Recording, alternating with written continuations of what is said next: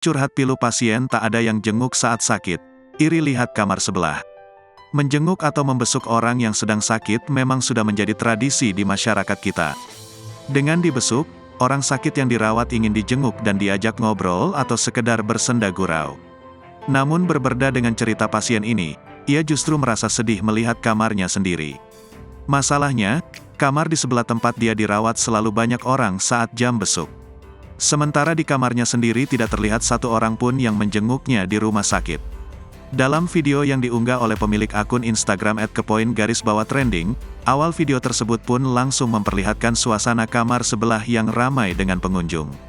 Setiap di jam jenguk, kamar sebelahnya selalu ramai dikunjungi orang-orang terdekat.